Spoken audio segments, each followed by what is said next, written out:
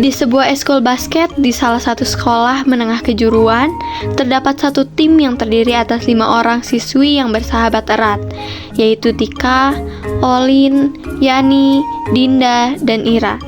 Persahabatan mereka terbentuk karena kecintaan yang sama terhadap olahraga basket, sehingga mereka memutuskan untuk bergabung dalam eskul tersebut.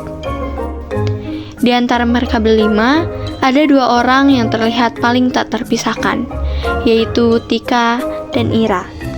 Keduanya sudah bersahabat sejak awal masuk SMK, menjadikan hubungan mereka sangat kuat. Mereka selalu bersama dalam berbagai kegiatan, baik dalam maupun di luar lapangan. Selain itu, kesamaan minat mereka terhadap basket semakin mempererat persahabatan tersebut. Tika dikenal sebagai pribadi yang ceria, penuh semangat, dan selalu membawa energi positif bagi teman-temannya, sedangkan Ira memiliki kepribadian yang ramah, supel, dan mudah bergaul, membuatnya mudah diterima oleh siapa saja. Persahabatan mereka menjadi inspirasi bagi anggota tim lainnya. Hari itu, setelah latihan basket yang melelahkan, sekelompok pemain memutuskan untuk nongkrong di kafe dekat lapangan. Suasana penuh canda tawa membicarakan pertandingan mendatang sambil memesan makanan dan minuman. Ketika tiba giliran Ira memesan, ia tersenyum kaku sambil menunduk.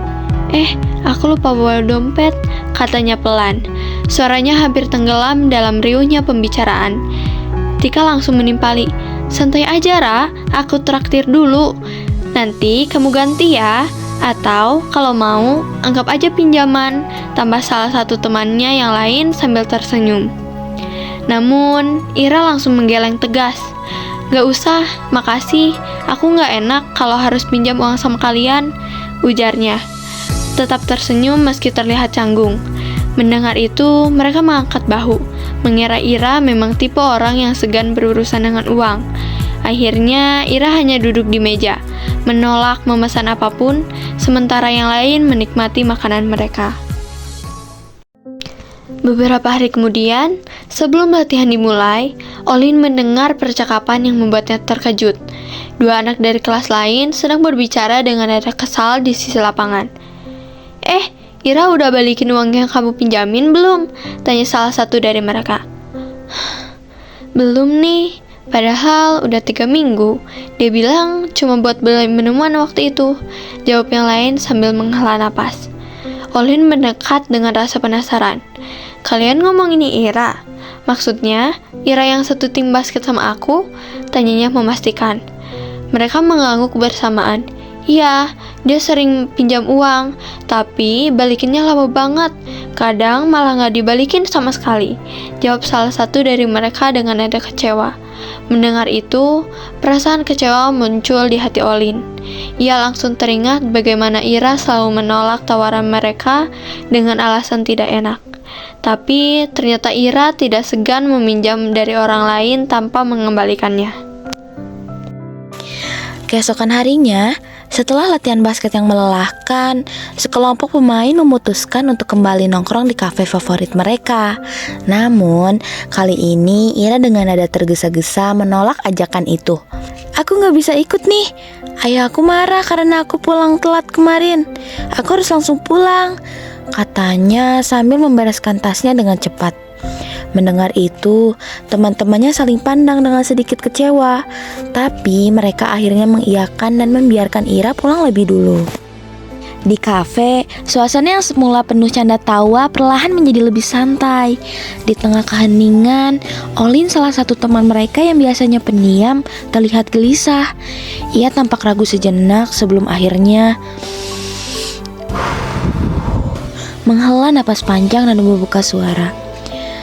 "Aku sebenarnya gak mau ikut campur, tapi ada yang harus kalian tahu soal Ira," kata Olin dengan nada serius, memecah keheningan. Mendengar itu, teman-temannya langsung menoleh, menatap Olin dengan penuh perhatian. "Kenapa memangnya?" tanya Tika penasaran. Menyadari nada bicara Olin yang tidak biasa, Olin menatap mereka satu persatu sebelum melanjutkan. "Kalian tahu kan soal dia yang selalu bilang gak enak kalau harus pinjam uang ke kita? Itu bohong. Ira sering pinjam uang ke Dinda, tapi gak pernah dibalikin tuh. Sampai sekarang Dinda masih nunggu uangnya. Tika dan yang lain saling berpandangan dengan ekspresi terkejut. Namun Olin belum selesai. Dan itu bukan satu-satunya. Ira juga pernah pinjam baju ke adik kelas buat acara tim basket. Bajunya memang dikembaliin, tapi warnanya luntur dan dia gak ganti rugi. Bahkan uang kas tim basket yang harusnya dia bayar sampai sekarang juga masih nunggak. Ucapan Olin membuat suasana di meja itu menjadi tegang. Tidak ada yang berbicara untuk beberapa saat. Ketegangan di meja kafe itu semakin terasa setelah Olin membongkar kebiasaan Ira yang selama ini tidak mereka ketahui. Tika yang awalnya terdiam, akhirnya angkat bicara dengan nada hati-hati. Tunggu Lin, kamu serius soal ini? Maksudku, kita semua pernah pinjamkan uang ke Ira. Dia bilang butuh buat bayar sesuatu yang mendesak. Tika kira dia bakal balikin, tapi sampai sekarang juga gak ada kabarnya. Yani yang sejak tadi lebih banyak mengamati mengangguk pelan. Iya, aku juga pernah. Alasannya Ira waktu itu katanya buat bantu keluarganya yang lagi butuh. Aku kasihan, jadi aku gak banyak nanya. Tapi sampai sekarang aku juga gak pernah lihat dia ngomong soal balikin uangnya. Olin menatap mereka dengan ekspresi yang sulit dibaca. Jadi kalian juga ngalamin hal yang sama? Aku kira cuma Dinda yang dipinjemin uang tanpa dibalikin. Semuanya saling berpandangan, merasa bahwa ada pola yang mulai terlihat. Tika yang biasanya optimis mulai merasa ragu. Ini gak bisa dibiarin. Kalau cuma sekali dua kali mungkin kita bisa maklumin, tapi ini udah berkali-kali dan dia bahkan gak pernah minta maaf atau coba balikin uangnya. Keheningan kembali melingkupi meja mereka. Hanya terdengar suara lembut musik dari speaker kafe. Perlahan mereka mulai menyadari bahwa hubungan persahabatan mereka dengan Ira memang sedang diuji. Tika, Yani, dan Olin sepakat bahwa mereka harus mengambil sikap meski berat. Kalau kita gak jujur sekarang, ini gak akan selesai, kata Olin dengan nada tegas, menegaskan keputusan mereka. Selama ini mereka percaya Ira adalah sahabat yang jujur, tapi kenyataannya berbeda. Aku gak tahu gimana caranya kita harus menghadapi Ira, lanjut Olin dengan nada tegas. Tapi menurutku dia perlu tahu kalau ini tuh gak bisa dibiarin terus. Semuanya terdiam, tenggelam dalam pikiran masing-masing. Hubungan mereka dengan Ira yang selama ini terasa akrab dan solid, kini terasa rapuh dan penuh pertanyaan. Setelah mendengar kabar tentang kebiasaan Ira meminjam uang tanpa mengembalikan, keempat teman Ira semakin sering memerhatikannya. Hingga suatu hari, setelah latihan basket selesai, mereka melihat Ira datang dengan sepatu basket baru yang mencolok.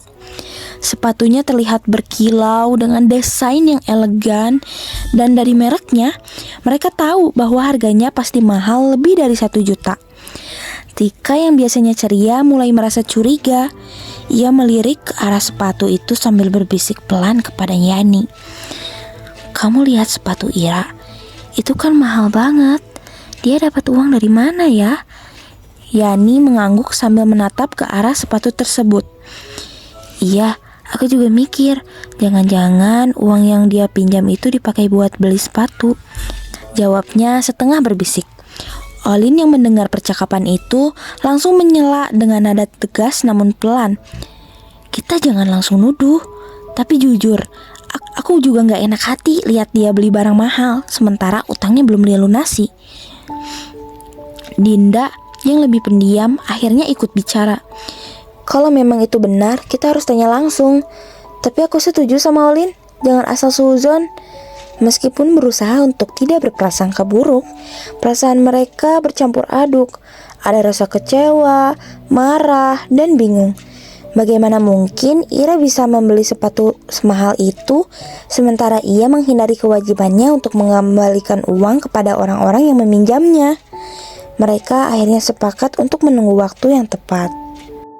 Dan keesokan harinya mereka memutuskan untuk langsung bertanya kepada Ira setelah latihan basket. Setelah latihan selesai, Tika memulai pembicaraan dengan hati-hati. Ira, kita mau bicara lagi soal uang yang kamu pinjam. Tapi ada satu hal yang bikin kami penasaran, ujarnya sambil melirik ke arah sepatu Ira. Ira yang semula terlihat santai mulai tampak cemas. Apa? Ada apa lagi? Tanyanya, suaranya terdengar kaku. Yani meski merasa tidak enak tetap melanjutkan. Sepatu kamu keren banget, tapi jujur kami jadi kepikiran. Sepatu gitu kan mahal. Kami cuma pengen tahu, kamu beli itu pakai uang sendiri kan? Bukan dari uang yang kamu pinjam? Ira tertegun, wajahnya berubah pucat. Aku nggak pakai uang pinjaman buat beli sepatu ini, katanya dengan nada defensif. Namun, Tika mengangkat alis, ekspresinya penuh keraguan. Bener, Ra, kami nggak mau nuduh, tapi kalau memang begitu, kamu harus jelasin. Karena jujur, ini bikin kami nggak nyaman.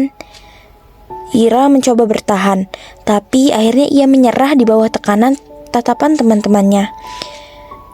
Oke, aku ngaku. Aku emang pakai sebagian uang itu buat beli sepatu ini, katanya dengan suara bergetar. Tapi aku nggak punya niat jahat. Aku cuma pengen punya sesuatu yang bagus buat basket. Aku pikir nanti aku bisa balikin uangnya pelan-pelan. Mendengar pengakuan itu, keempat temannya saling berpandangan dengan campuran rasa kecewa dan simpati. Ira, kenapa kamu gak ngomong terus terang dari awal? Tanya Olin, suaranya terdengar kecewa. Aku takut kalian marah. Aku tahu ini salah, dan aku nyesel. Aku benar-benar minta maaf, jawab Ira sambil menunduk kepala. Aku janji bakal gantiin semuanya, meskipun harus dicicil. Aku cuma mohon jangan bilangin ke orang lain. Melihat ketulusan Ira yang menangis memohon, mereka akhirnya memutuskan untuk memaafkannya dengan satu syarat. Kita maafin kamu, Ira, ujar Tika. Tapi, kamu harus benar-benar tanggung jawab dan balikin semua yang kamu pinjam. Dan jangan ada lagi kebohongan di antara kita. Ira mengangguk sambil menangis. Aku janji. Terima kasih sudah kasih aku kesempatan lagi. Meski butuh waktu untuk memulihkan kepercayaan, persahabatan mereka perlahan membaik. Kejadian ini menjadi pelajaran besar bagi Ira, juga bagi teman-temannya, tentang pentingnya kejujuran dan tanggung jawab.